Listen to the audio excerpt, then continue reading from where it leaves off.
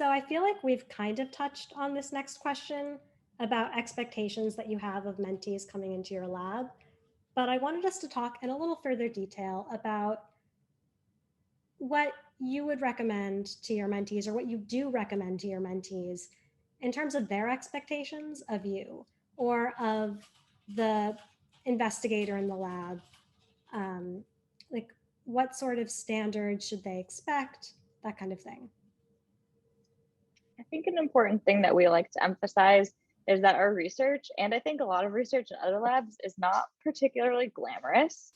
And you won't be working necessarily with participants right off the bat, if almost ever in your tenure in our lab, because a lot of our work we do is processing of existing data, and it's time intensive, it's detail oriented, and it takes a long time to get trained on the tasks that we're having them do.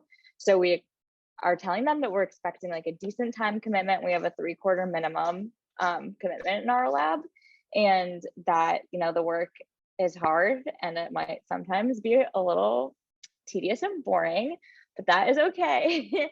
And it's kind of part of the process, and that we are always there to enrich their experiences in the context of journal clubs and like learning about our clinical measures and other opportunities, but that is not going to be the entirety of their work in lab. And just like they see us spending hours on data analyses, like our experience is not just like working with participants and doing things like that. So there's a lot more to it than they might think of when they just think of psychology research labs. And what do you ask of students who are interested maybe in doing an honors thesis or doing some kind of larger project at the end of that experience? I think for us, given like everything Molly just said about how time intensive our work is, it's not usually appropriate for someone to do an honors thesis unless they've spent pretty substantial time in our lab, because it's going to take them a while to really wrap their head around what data exists and why we have it and what we might be able to do with it.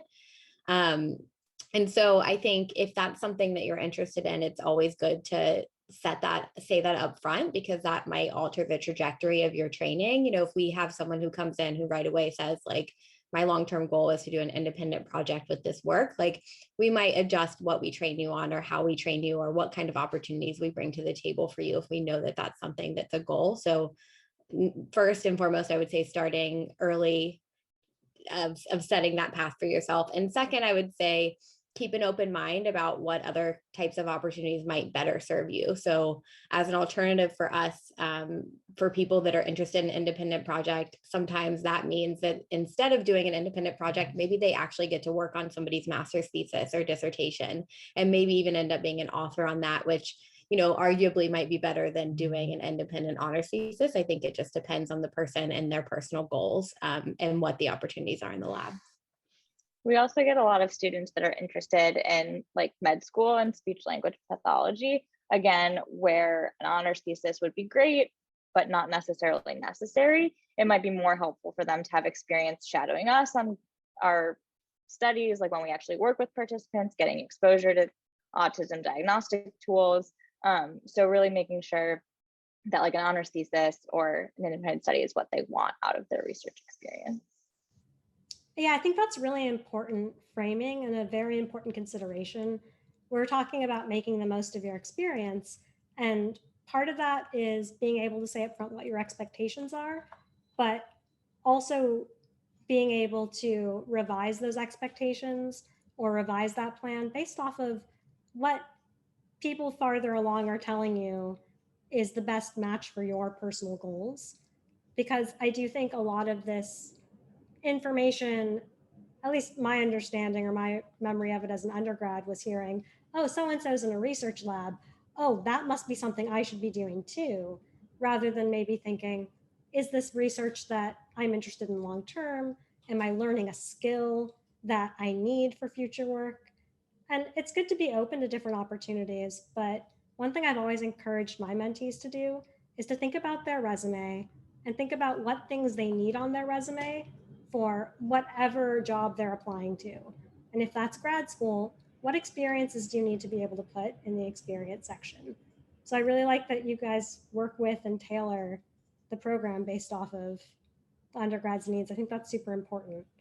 And you guys both touched on this, but I think one of the maybe most valuable components about being in a research lab as an undergrad and is that you have resources of grad students, and that is someone who can help guide you through, especially if you're applying to grad school in their field. But also, we've had people in our lab who just got into med school, so I think that those are conversations that we're always having, like working with your mentee on what their long-term plan is, what their plan in lab but and beyond lab is going to be best to suit their needs. So I think using those resources and having those conversations with people in your lab gives you a unique insight into what you need to do. And something I've heard a little bit in this conversation, just woven throughout, is this idea of really paying your dues.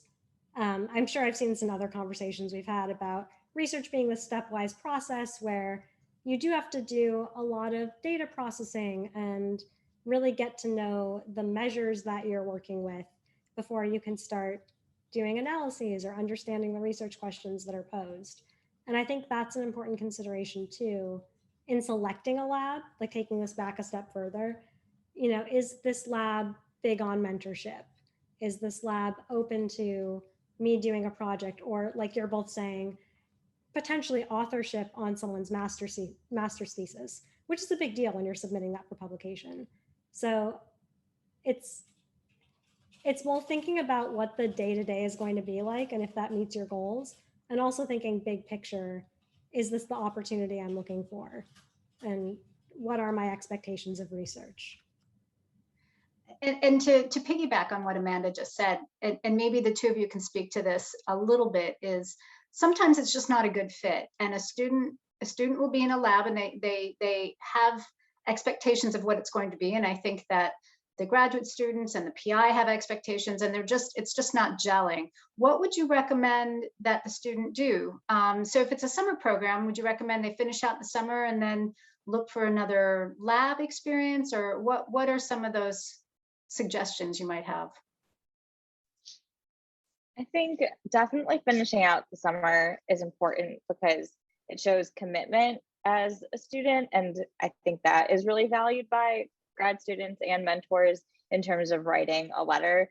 Like we understand that it's not a good fit for everybody. Like that's why we've as a lab tried to get a lot better at expressing what the day-to-day looks like and what our expectations are and what their expectations should be going into the research experience, because we want to try to mitigate, any instances of like, oh, I thought it was going to be this, but it's actually completely different.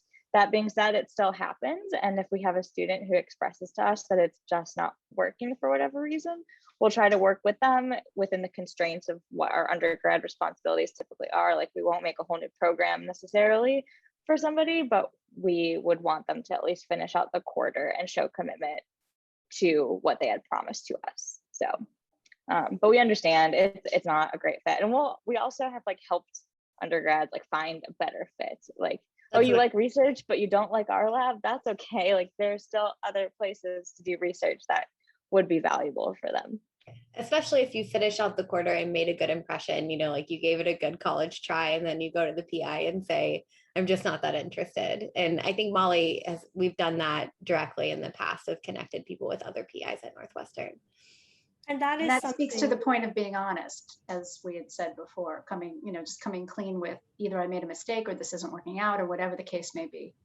I'm sorry, Amanda, go ahead. No, this gave me the thought of how small of a world research is. So specifically within our field, a lot of the developmental psychologists know each other. And then even smaller within Northwestern, a lot of these professors and PIs do talk to each other. A lot of the grad school students know each other, even across programs. And so carrying yourself or comporting yourself with a certain level of professionalism, and like Jessica saying, that honesty, and like you both are saying, being able to identify, look, this was my expectation. I'm committed to finishing what I said I would do.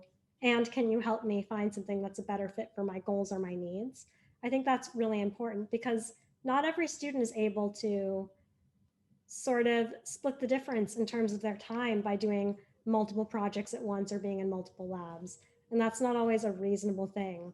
I know I did that as an undergrad and I was very tired a lot of the time, but the idea that you can come to your mentors and say, look, this is what I'm looking for.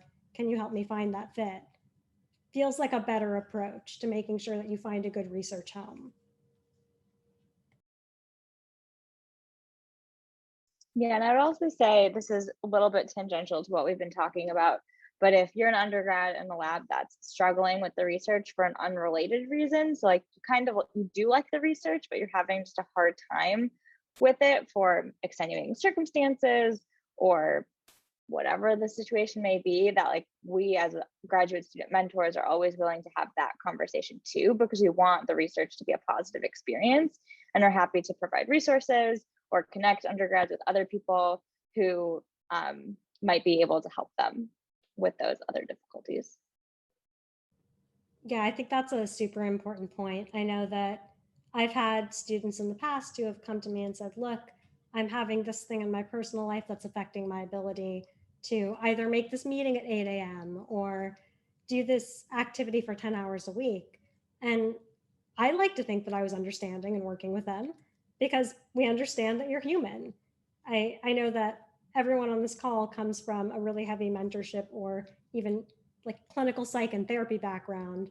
So that probably comes through when we talk about these things. But I do think it's important as both the mentee and the mentor to realize both people on this side of the interaction are human. And so if I come to my mentor and say, look, I have this stuff going on, can I have this accommodation or can we work through this together? There are very few people who will respond negatively to that. And even if they do, at least you were honest and you're setting a boundary for yourself or asking for help when you need it. And I think that's always good practice. So we've touched on this a bit, but I wanted us to close out our conversation by talking about the students who stand out as being really engaged, really excellent mentees, and thinking about those things that they did specifically to help them stand out.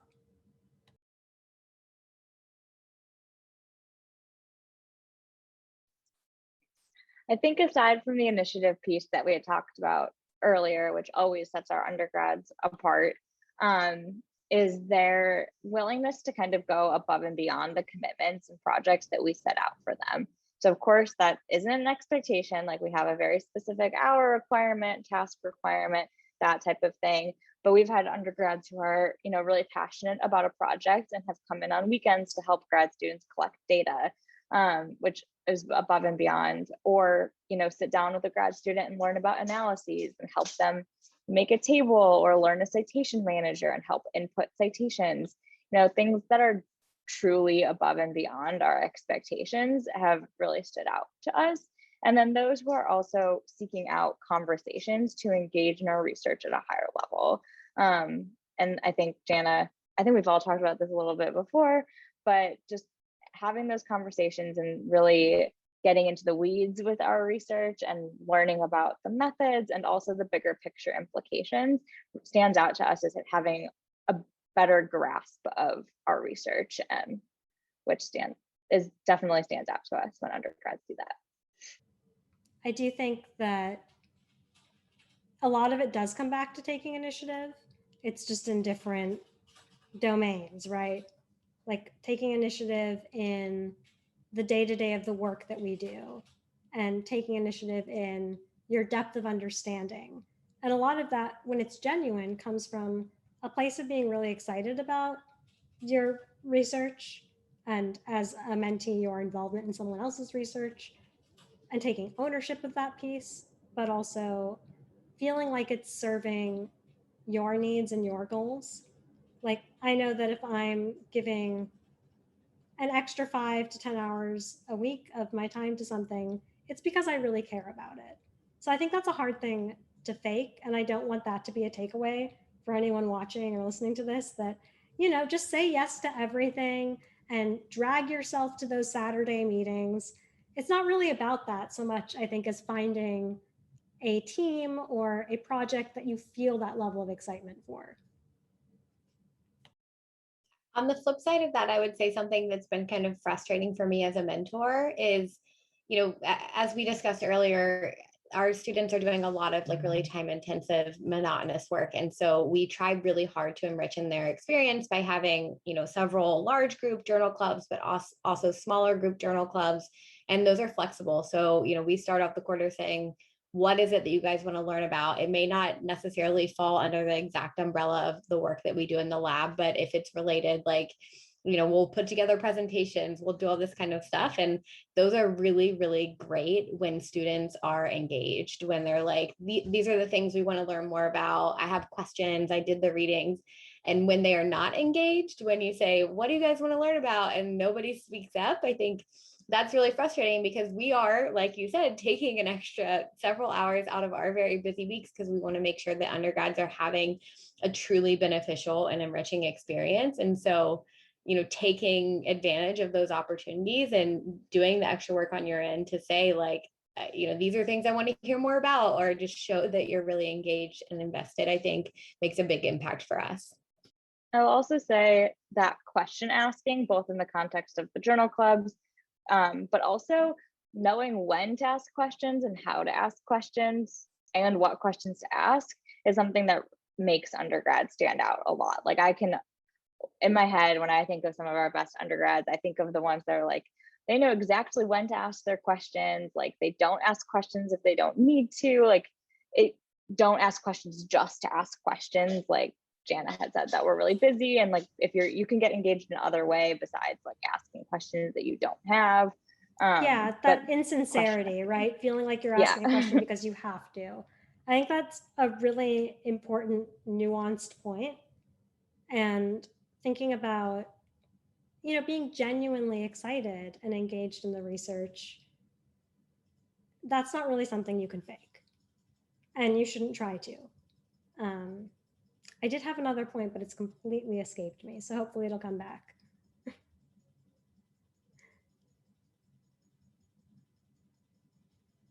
And that goes back to kind of goodness of fit, right? So if you have to feel like you're faking excitement, then it might not be the best lab fit for you, and that's okay.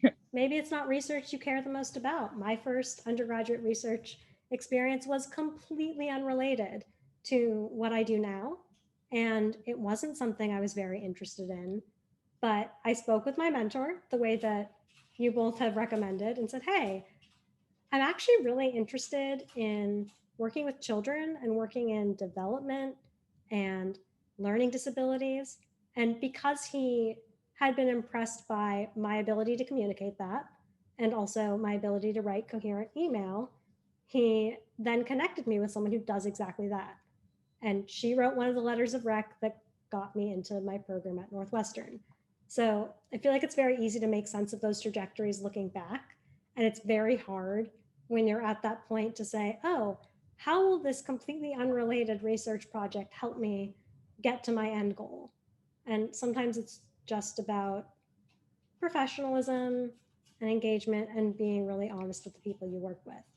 One thing I do want to acknowledge, though, the thought came back to me, is it is really scary to be sitting in a room, even with a grad student. We don't think we're scary, but you can be to a junior in an undergrad, and thinking, oh, is this the wrong question, or is this dumb, or all those layers of doubt that I think people have at every stage of their careers.